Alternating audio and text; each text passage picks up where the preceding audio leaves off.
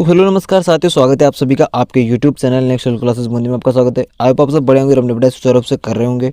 और आप सभी लोगों ने जो हमारी पिछली क्लास हुई थी शिक्षण अभिरुचि की, इसकी क्लास हुई थी शिक्षण अभिरुचि की, वो क्लास आप सभी ने देख ली होगी।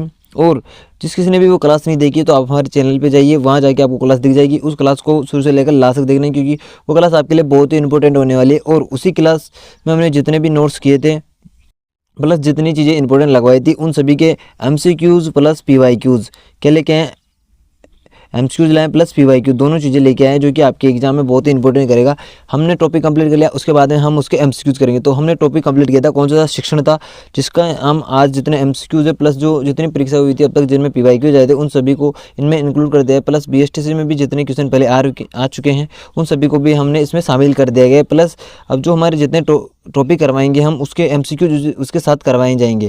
जैसे पहले क्लास टॉपिक होगी, फिर बाद में उसके MCQ की क्लास कर जाएगी। एक टॉपिक की क्लास होगी, एक के बाद में उसके MCQ होगी। जैसे क्लास फर्स्ट हमने टॉपिक की थी, उसके बाद में अब हमने MCQ की क्लास लेकर आए हैं। तो देखिए चलिए शुरू करते हैं। जिससे पहले आप सभी ने अभी तक हमारे यूट्यूब चैनल को सब्सक्राइब नहीं किया तो जल्दी इसको सब्सक्राइब कर लो, इस वीडियो को लाइक कर दो और इस वीडियो को अपने दोस्तों को शेयर कर दो जो कोई भी राजस्थान BSTC एग्जाम की तैयारी कर रहा है, PTT एग्जाम की तैयारी कर रहा है। तो चलिए शुरू करते हैं आज का हमारा पहला क्वेश्चन।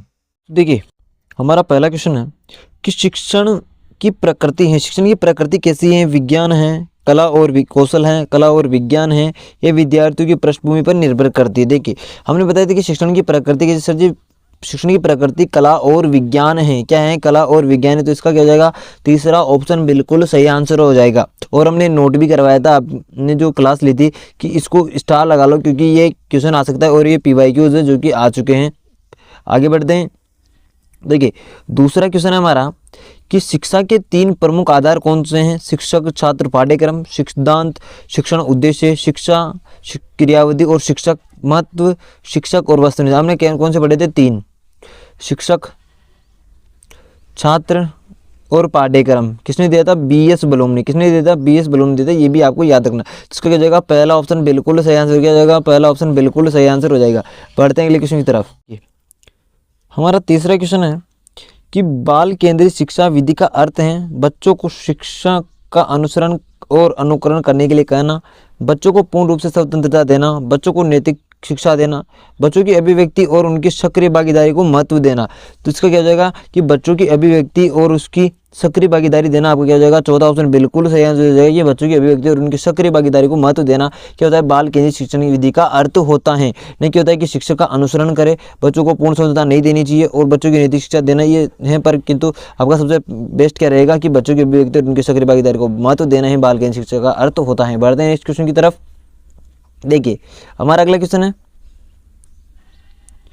कि एक शिक्षक को कक्षा में क्या नहीं करना चाहिए, शिक्षण सहायक सामग्री का प्रयोग करना चाहिए, बिल्कुल सही है। तो अनुशासन बनाए रखना, ये भी बिल्कुल सही है। उपयुक्त कक्षा में अंतःक्रिया, ये भी सही है। चयनित विद्यार्थी प्रश्न पूछना, आपका चौथा ऑप्शन क्या हो जाएगा, ये बिल्कुल गलत हो जाएगा। वरना ऊपर के 3 ऑप्शन क्या है आपके बिल्कुल सही है। और आप जितने भी क्वेश्चन करें शिक्षण अभिरुचि के, उसमें आप खुद को एक टीचर मान के क्या करना है, खुद को एक टीचर मान के आपको ये करना है, जिससे क्या हो सके आप जितने क्वेश्चन अधिक करेंगे तो टीचर के एक दायरे में रखकर करेंगे तो वो क्वेश्चन अधिक सही होने की चांस है। यदि आप अपनी मर्जी से करेंगे तो नहीं, आपको एक टीचर की तरह सोचना पड़ेगा। किसकी तरह सोचना पड़ेगा, एक टीचर की तरह सोचना पड़ेगा। उसी आधार पर आप अधिकतर क्वेश्चन सही कर सकते हैं। बढ़ते हैं नेक्स्ट क्वेश्चन की तरफ। देखिए हमारा अगला क्वेश्चन है कि शिक्षण अधिगम प्रक्रिया में निम्न में से कौन केंद्र बिंदु होता है, शिक्षक, शिक्षण, छात्र या पाठ्यक्रम। तो कौन होता है, सर जी कौन होता है, छात्र होता है। कौन होता है, छात्र होता है। ये हमने बताया था कौन होता है, छात्र होता है। तो इसका क्या हो जाएगा, तीसरा ऑप्शन बिल्कुल सही आंसर हो जाएगा। बढ़ते हैं नेक्स्ट क्वेश्चन की तरफ। देखिए हमारा अगला क्वेश्चन है कि शिक्षण के संबंध में निम्न में से कौन सा आश्रित चर को, आश्रित चर कौन सा होता है, शिक्षक होता है, छात्र होता है, विषय वस्तु एवं प्रविधियां होती है या विद्यालय होता है। तो कौन होता है, सर जी छात्र होता है, छात्र होता है। स्वतंत्र चर शिक्षक होता है। देखिए अगला है हमारा कि शिक्षा के 3 केंद्र बिंदु कौन कौन से हैं, शिक्षार्थी, शिक्षक और माता पिता। माता पिता नहीं होंगे। शिक्षार्थी, शिक्षक और भाई बहन भी नहीं होंगे। शिक्षार्थी, शिक्षक और शैक्षिक प्रविधियां नहीं। शिक्षार्थी, शिक्षक और विषय वस्तु। आपका क्या हो जाएगा, चौथा ऑप्शन बिल्कुल सही आंसर हो जाएगा। क्या हो जाएगा, चौथा ऑप्शन बिल्कुल सही आंसर होगा कि शिक्षा के 3 केंद्र बिंदु शिक्षार्थी, शिक्षक और विषय वस्तु हैं। बढ़ते हैं नेक्स्ट क्वेश्चन की तरफ। देखिए क्वेश्चन है हमारा कि कक्ष में पढ़ाई जाने वाली विषय वस्तु के विभिन्न तत्वों के क्रमबद्ध रूप से व्यवस्थित करने हेतु नीचे दी गई विकल्पों में से कौन सा नियम उपयुक्त नहीं है। देखिए ज्ञात से अज्ञात के और बिल्कुल से होता है, सरल से जटिल होता है, अमूर्त से मूर्त नहीं होता, मूर्त से अमूर्त होता है। क्या होता है, मूर्त से अमूर्त होता है। मूर्त से अमूर्त होता है आपका, अमूर्त से मूर्त नहीं होता, पूर्ण से अंश की ओर। तो आपका क्या हो जाएगा, तीसरा ऑप्शन क्या हो जाएगा, बिल्कुल गलत हो जाएगा। इसमें मूर्त से अमूर्त होता है, ना कि अमूर्त से मूर्त होता है, तो इसका तीसरा ऑप्शन गलत हो जाएगा। इसमें क्या होगा, मूर्त से मूर्त अमूर्त होना चाहिए था। बढ़ते नेक्स्ट क्वेश्चन की तरफ देखिए। क्वेश्चन है कि मनोविज्ञान ने शिक्षा को क्या बना दिया है, पाठ्यचर्या केंद्रित, शिक्षक केंद्रित, बाल केंद्रित या विषय केंद्रित। क्या बना दिया है, बाल केंद्रित। तो तीसरा ऑप्शन इसका क्या हो जाएगा, बाल केंद्रित। क्या हो जाएगा सर जी, बाल केंद्रित इसका बिल्कुल सही आंसर हो जाएगा। बढ़ते हैं नेक्स्ट क्वेश्चन की तरफ देखिए। हमारा अगला क्वेश्चन है कि शिक्षण प्रक्रिया में शिक्षक हैं आश्रित चर, स्वतंत्र चर, मध्य चर या इनमें से कोई नहीं। तो क्या है सर जी, स्वतंत्र चर। क्या है, स्वतंत्र चर हैं। और आपका आश्रित चर कौन है सर जी, छात्र हैं। कौन है, छात्र है। और मध्यस्थ चर कौन हो जाएगा, पाठ्यक्रम। क्या हो जाएगा, पाठ्यक्रम हो जाएगा। ये चीज़ें आपको याद रखनी, क्योंकि क्वेश्चन बनने के चांस है और हमें ये करना है कि क्वेश्चन कहीं से बन ना सके। क्वेश्चन बने तो वो हमारे नोट्स से बने, उससे बाहर ना निकले और हमारी क्लासों से बाहर नहीं जाना चाहिए। बढ़ते हैं आगे देखिए। अगला है कि शिक्षक प्रभावी अनुदेशन प्रदान करने हेतु जिन स्रोतों का प्रयोग करता है उन्हें कहते हैं शिक्षण सामग्री, द्वितीयक स्रोत, प्राथमिक स्रोत या शिक्षण की तकनीक है। तो क्या कहते हैं उसे, शिक्षण सामग्री कहा जाता है। क्या कहा जाता है, पहला ऑप्शन बिल्कुल सही आंसर हो जाएगा, शिक्षण सामग्री। क्या हो जाएगा, शिक्षण सामग्री बिल्कुल सही आंसर हो जाएगा। बढ़ते हैं नेक्स्ट क्वेश्चन की तरफ देखिए। हमारा अगला क्वेश्चन है कि निम्नलिखित में से कौन सा शिक्षण चर नहीं है, शिक्षक, माता पिता, पाठ्यचर्या, विद्यार्थी। ये तीनों तो हैं आपके, माता पिता नहीं है। तो इसका क्या हो जाएगा, चौथा ऑप्शन बिल्कुल सही होगा। माता पिता के द्वारा आपको अनौपचारिक शिक्षा, कौन सी, अनौपचारिक शिक्षा दी जाती है परिवार के द्वारा। अनौपचारिक शिक्षा, ये शिक्षा ऐसी होती है जिसमें स्थान, स्थान क्या होता है, स्थान फिक्स नहीं होता है। स्थान फिक्स नहीं होता कि इसकी पूरी परिभाषा होती है कि ऐसी शिक्षा जिसका कोई भी निश्चित स्थान नहीं होता है उसे अनौपचारिक शिक्षा कहते हैं। जैसे परिवार, दोस्त, समाज, इनके द्वारा अनौपचारिक शिक्षा दी जाती है। और एक होती है आपकी औपचारिक। कौन सी होती है सर जी, औपचारिक। औपचारिक में क्या होता है, उसकी तो स्थान निश्चित नहीं होता है, पर इसमें क्या होता है कि इसमें शिक्षा का स्थान निश्चित होता है। जैसे आपका विद्यालय हो गया, स्कूल हो गया, ये दोनों एक ही चीज़ है। महाविद्यालय हो गया, कॉलेज हो गया, ये सभी चीज़ें क्या है इसमें शामिल होती है। तो आपको औपचारिक और अनौपचारिक चीज़ों को याद रखना है। क्या रखना है, आपको अधिकतर औपचारिक को याद रखना है कि औपचारिक होती है एक निश्चित स्थान पर, जैसे विद्यालय, महाविद्यालय, इनमें दी जाती है। ये आपको याद रखना है। तो इसमें क्या हो जाएगा, आपका दूसरा ऑप्शन बिल्कुल सही आंसर होगा कि माता पिता शिक्षण का चर नहीं है। शिक्षण के चर सिर्फ आपके कितने हैं, तीन, शिक्षक, पाठ्यक्रम और विद्यार्थी या फिर शिक्षार्थी। बढ़ते हैं नेक्स्ट क्वेश्चन की तरफ देखिए। हमारा अगला क्वेश्चन है कि शिक्षण प्रक्रिया में कौन स्वतंत्र चर होता है, विद्यार्थी, शिक्षक, शिक्षण विधियाँ, शैक्षिक वातावरण। तो कौन होता है सर जी, शिक्षक होता है। क्या होता है, शिक्षक क्या होता है आपका स्वतंत्र चर होता है। तो आप दूसरा ऑप्शन इसका बिल्कुल सही आंसर हो जाएगा। बढ़ते हैं नेक्स्ट क्वेश्चन की तरफ देखिए। अगला है कि कक्षा कक्ष शिक्षण होना चाहिए एक तरफा, तीव्र, अंतःक्रियात्मक या धीमा। तो क्या होना चाहिए, अंतःक्रियात्मक होना चाहिए। तो इसका तीसरा ऑप्शन अंतःक्रिया होता है। आपका बिल्कुल सही आंसर होगा कि शिक्षक और छात्र के मध्य अंतःक्रिया होगी, जब भी तो आपको क्या हो जाएगा, कक्षा शिक्षण सही होगा। बढ़ते हैं नेक्स्ट क्वेश्चन की तरफ देखिए। क्वेश्चन है हमारा कि निम्नलिखित में से कौन सा कथन शिक्षण अधिगम सामग्री में उपादेयता से संबंधित नहीं है। प्रत्यक्ष अनुभव का अच्छा विकल्प, शिक्षण के मूल्यांकन की प्रक्रिया में सहायक, विषय वस्तु की स्पष्टता, कक्षा वातावरण में जीवंत। तो क्या हो जाएगा इसका, आपका जो 15वां क्वेश्चन है इसका बिल्कुल सही आंसर होगा कि शिक्षण के मूल्यांकन की प्रक्रिया में सहायक। क्या हो जाएगा इसका, ये इससे संबंधित नहीं है। तो इसका क्या हो जाएगा, दूसरा ऑप्शन बिल्कुल गलत हो जाएगा। इसमें प्रत्यक्ष अनुभव होता है, विषय वस्तु की स्पष्टता और कक्षा का वातावरण में क्या होती है, जीवंत सक्रिय बनाई रहती है। बढ़ते हैं अगले क्वेश्चन की तरफ देखिए।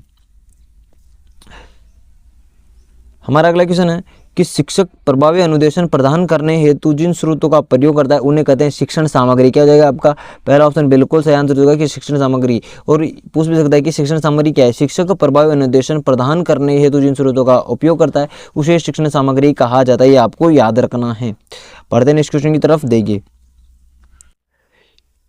क्वेश्चन है कि वह प्रक्रिया जिसमें क्रियाओं की संरचना एवं निष्पादन विद्यार्थी के व्यवहार में परिवर्तन के लिए किया जाता है कहलाती है अनुदेशन, शिक्षण, प्रशिक्षण या प्रतिपादन। तो क्या कहलाता है सर जी, शिक्षण कहलाता है। क्या कहलाता है, शिक्षण कहलाता है। तो इसको क्या जाएगा आपका दूसरा ऑप्शन शिक्षण बिल्कुल सही आंसर हो जाएगा। बढ़ते हैं नेक्स्ट क्वेश्चन की तरफ देखिए। क्वेश्चन है कि शिक्षक कक्ष में प्रयास करता है। क्या प्रयास करता है, विद्यार्थी के अनुभव प्रदान करना, विद्यार्थियों को चिंतन का अवसर देने का, विद्यार्थियों को सहायक अधिगम वातावरण देने का। तो इसका बिल्कुल सही आंसर क्या हो जाएगा आपका, उपयुक्त सभी। क्या हो जाएगा, चौथा ऑप्शन बिल्कुल उपयुक्त सभी सही आंसर हो जाएगा कि वह अनुभव के अवसर प्रदान करता है, उनके चिंतन का अवसर प्रदान करता है और उनके सहायक अधिगम वातावरण देने का भी अवसर प्रदान करता है। तो इसका क्या हो जाएगा, चौथा ऑप्शन उपयुक्त सभी बिल्कुल सही आंसर हो जाएगा। बढ़ते हैं नेक्स्ट क्वेश्चन की तरफ। देखिए हमारा क्वेश्चन है कि निम्नलिखित में शिक्षण अधिगम सामग्रियों में से कौन सी सर्वे सहायक सामग्री है। सर्वे यानी जिसे सुनना, जिसे सिर्फ सुना जा सकता है, कौन सी है? चित्रित पुस्तक है, प्रदर्शनी, भाषा प्रयोगशाला या क्षेत्रीय भ्रमण। देखिए आपका क्या हो जाएगा? भाषा प्रयोगशाला ये क्या है? आपका सिर्फ सर्वे सामग्री है, वरना चित्रित करने देखा जा सकता है, प्रदर्शनी को भी देखा जा सकता है और क्षेत्रीय भ्रमण इसको देखा जा सकता है। तो आपका तीसरा ऑप्शन क्या हो जाएगा? भाषा प्रयोगशाला, इसको सिर्फ सुना जा सकता है। तो तीसरा ऑप्शन बिल्कुल सही आंसर हो जाएगा। बढ़ते हैं नेक्स्ट क्वेश्चन की तरफ। देखिए क्वेश्चन है हमारा कि निम्नलिखित में से कौन सी शिक्षण अधिगम सामग्री कठोर उपकरण हार्डवेयर के अंतर्गत आने वाली सामग्री है? प्रोजेक्टर, चार्ट, ग्राफ या मानचित्र। तो क्या होगा? प्रोजेक्टर। प्रोजेक्टर क्या एक आपका हार्डवेयर डिवाइस है, तो ये हार्डवेयर के अंदर आ जाता है। तो इसका क्या हो जाएगा? पहला ऑप्शन बिल्कुल सही आंसर हो जाएगा। बढ़ते हैं नेक्स्ट क्वेश्चन की तरफ। देखिए क्वेश्चन है कि निम्नलिखित में से कौन सी एक दृश्य शिक्षण सामग्री नहीं है? श्याम पट्ट, पोस्टर, ग्लोब, टेप रिकॉर्डर। ये तीनों तो आपकी हैं किंतु टेप रिकॉर्डर नहीं है। तो इसका क्या हो जाएगा? चौथा ऑप्शन ही बिल्कुल सही आंसर हो जाएगा। बढ़ते हैं नेक्स्ट क्वेश्चन की तरफ। देखिए क्वेश्चन है कि निम्न में से कौन सा समूह प्रक्षेपित सामग्री का है? प्रक्षेपित सामग्री मैंने बताई थी कौन कौन सी थी sir ji. Film, strip, slide, OHP, transparency, opaque, projector आपके क्या होते हैं? प्रक्षेपित सामग्रियों में आते हैं। तो इसका क्या हो जाएगा? दूसरा ऑप्शन बिल्कुल सही आंसर हो जाएगा। क्या हो जाएगा? दूसरा ऑप्शन बिल्कुल सही आंसर हो जाएगा। और अभी तक आप लोगों ने हमारी जो पहले शिक्षण अभिरुचि की क्लास हुई थी वो नहीं देखी, तो आप हमारे चैनल पे जाके उस क्लास को देख सकते हैं और हमारे यूट्यूब चैनल को सब्सक्राइब कर सकते हैं, क्योंकि पीएचडी से रिलेटेड जितनी भी वीडियो की आपको इसी चैनल पर देखने को मिलेगी। देखिए क्वेश्चन है हमारा कि वीडियो कॉन्फ्रेंसिंग को निम्नलिखित प्रकार के संचार में वर्गीकृत किया जाता है। एक दृश्य तरफा, दृश्य एवं सर्वे एक तरफ, सर्वे दृश्य दो तरफ या दृश्य दो तरफ। तो क्या हो जाएगा इसका? कि दृश्य सर्वे दो तरफ। क्या हो जाएगा इसका? तीसरा ऑप्शन बिल्कुल सही आंसर होगा कि दृश्य और सर्वे दो तरफ हो जाएगा। बढ़ते हैं नेक्स्ट क्वेश्चन की तरफ। देखिए क्वेश्चन है कि निम्न में से शिक्षण का परंपरागत साधन है? श्याम पट्ट, पाठ्य पुस्तक, कहानी, सभी। तो क्या हो जाएगा इसका? चौथा ऑप्शन उपयुक्त सभी क्या हो जाएगा? बिल्कुल सही आंसर, क्योंकि ये सभी क्या है? परंपरागत साधन है। प्रोजेक्टर हो गया, ये सभी क्या कहते हैं? आपके अपरंपरागत साधन होते हैं। बढ़ते हैं क्वेश्चन की तरफ। देखिए क्वेश्चन 25 है, कक्षा शिक्षण में सर्वे दृश्य सामग्री के प्रयोग का सबसे बड़ा लाभ है कि छात्रों को पुस्तकीय ज्ञान पर निर्भर नहीं रहना चाहिए, सीखना सरल और रोचक हो जाता है, छात्रों को कम अध्ययन करना पड़ता है, सीखने का सारा उत्तरदायित्व छात्र पर होता है। तो क्या होता है? सीखना सरल और क्या होता है? रोचक हो जाता है। क्या हो जाता है? सीखना सरल और रोचक हो जाता है, ये आपको याद रखना है। बढ़ते हैं अगले क्वेश्चन की तरफ। देखिए क्वेश्चन की कक्षा में शिक्षण हेतु प्रवेश करने से पूर्व में चतुश्रेणी कर्मचारी के कुछ देर बुलाने के लिए कहूँगा, नहीं, ये आपका गलत हो जाएगा। दर्पण में अपना चेहरा नहीं होगा, नहीं, ये भी हो जाएगा। आज के पहाड़ की शिक्षण सहायक सामग्री के साथ लेकर जाऊँगा, नहीं। अपनी पाठ्य योजना व्यवस्थित करूँगा, पहले हम अपनी पाठ्य योजना व्यवस्थित करेंगे, जिसके बाद में सोचेंगे हमें शिक्षण सामग्री लेके जानी है या नहीं लेके जानी है। तो पहले हमें पाठ्य योजना बनाएंगे, सबसे पहले पाठ्य योजना बनानी है हमें, उसके आधार पर बच्चों को क्या पढ़ाना क्या नहीं पढ़ाना वो डिसाइड होता है। बढ़ते हैं क्वेश्चन की तरफ। देखिए क्वेश्चन है कि शिक्षण एक पारंपरिक क्रिया है, शिक्षक और माता पिता के मध्य नहीं, छात्र शिक्षक के मध्य, हाँ ये सही है, छात्र छात्र के मध्य नहीं, शिक्षक और शिक्षक के मध्य ये भी नहीं। तो आपका क्या जाएगा? छात्र और शिक्षक के मध्य क्या है? एक पारंपरिक क्रिया है। बढ़ते हैं क्वेश्चन की तरफ। देखिए क्वेश्चन है कि एक अध्यापक को सहायक शिक्षण सामग्रियों का उपयोग करना चाहिए, क्यों करना चाहिए? शिक्षण को रुचिकर बनाने हेतु, दृश्य अनुभव प्रदान करने हेतु, शिक्षण को प्रभावी बनाने हेतु या अध्यापक का कार्यभार कम करने हेतु। तो क्या हो जाएगा इसका? बिल्कुल सही आंसर हो जाएगा कि शिक्षण को रुचिकर बनाने हेतु। क्या हो जाएगा? शिक्षण को रुचिकर बनाने हेतु, इसका पहला ऑप्शन बिल्कुल सही आंसर हो जाएगा। बढ़ते हैं नेक्स्ट क्वेश्चन की तरफ। देखिए क्वेश्चन है कि उपचारात्मक शिक्षण से पहले शिक्षक को क्या करना चाहिए? पाठ्य योजना बनाना, निदानात्मक परीक्षण लेना, गृह कार्य या परीक्षा लेना। क्या हो जाएगा? निदानात्मक परीक्षण लेना आपका हो जाएगा। दूसरा ऑप्शन बिल्कुल सही आंसर हो जाएगा। बढ़ते हैं नेक्स्ट क्वेश्चन की तरफ। देखिए क्वेश्चन है कि उपचारात्मक शिक्षण का आधार क्या है? पाठ्य पुस्तक, पाठ्यक्रम, निदान या समय सारणी। तो क्या जाएगा? निदान, डायग्नोसिस। तीसरा ऑप्शन इसका बिल्कुल सही आंसर होगा, डायग्नोसिस यानी निदान। बढ़ते हैं नेक्स्ट क्वेश्चन की तरफ। देखिए क्वेश्चन है कि उपचारात्मक शिक्षण का प्रयोग सबसे अधिक किस स्तर पर किया जाता है? उच्च शिक्षा, प्राथमिक शिक्षा, विश्वविद्यालय, तकनीकी शिक्षा। तो किस पे? प्राथमिक शिक्षा पर। इसका दूसरा ऑप्शन प्राथमिक शिक्षा बिल्कुल सही आंसर हो जाएगा। प्राथमिक शिक्षा बिल्कुल सही आंसर होगा कि पहले से लेकर जो 5वीं तक बच्चे होते हैं उनके लिए बहुत ही इंपॉर्टेंट होता है। बढ़ते हैं अगले क्वेश्चन की तरफ। देखिए अगला है कि शिक्षक का उत्तरदायित्व होता है केवल पाठ्यक्रम को पूरा करना नहीं, केवल परीक्षा कर लेना नहीं, केवल अनुशासन बनाए रखना नहीं, ये भी नहीं। विद्यार्थियों के सर्वांगीण विकास, आपका चौथा ऑप्शन क्या हो जाएगा, विद्यालयों का जो विद्यार्थी होते हैं उनका सर्वांगीण विकास करना एक शिक्षक का उत्तरदायित्व होता है, तो चौथा ऑप्शन बिल्कुल सही आंसर हो जाएगा। पढ़ते हैं नेक्स्ट क्वेश्चन की तरफ। देखिए क्वेश्चन हमारा कि करके सीखने की अवधारणा किसने दी, महात्मा गांधी, मारिया मोहनडेसरी, थॉर्नडाइक या जॉन डीवी ने। किसने दी थी सर जी, जॉन डीवी ने दी थी। किसकी, करके सीखने की, करके सीखना यानी लर्निंग बाय डूइंग, किसने दी थी, लर्निंग बाय डूइंग किसने दी, करके सीखना की अवधारणा जॉन डीवी ने दी थी, आपको याद रखना है। तो चौथा ऑप्शन इसका बिल्कुल सही आंसर हो जाएगा। पढ़ते हैं अगले क्वेश्चन की तरफ।